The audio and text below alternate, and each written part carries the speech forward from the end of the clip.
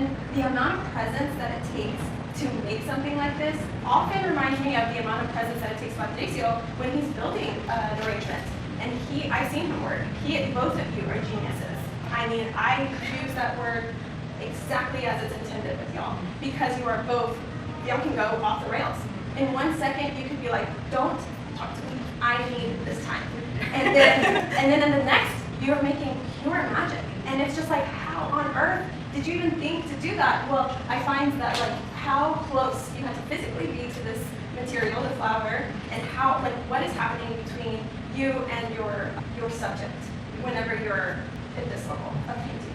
I think this level of work comes from a lot of years of practice, and it's all about execution and understanding what the pieces will take out of you before you even start. So when I see something like this, it's like, I know already how much time it's going to take. So I mentally prepare myself for that.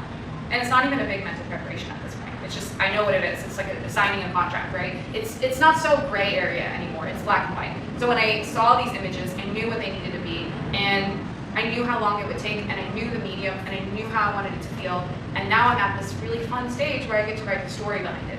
Because I already know in the back of my head, well, I'm going to execute this well. So that's not my fear anymore. And that's kind of where that training and education and all that comes in. And when you're creating, that's really an exciting spot to be in. And again, it took me decades to get there.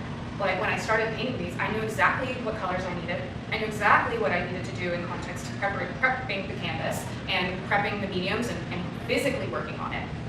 And I knew I needed to frame it. So the actual action, there's no mistakes in the sense that there could be mistakes, and I could push the image further in context to the quality and the resolution of it, because I still like to keep a little bit of the painterliness in there. I don't want it to be too hyper-realistic, but the actual painting is like that now, because I know what it needs to be. And I don't know if Patricio feels the same way. When he sees the flowers, he knows in some way, like, he is building it.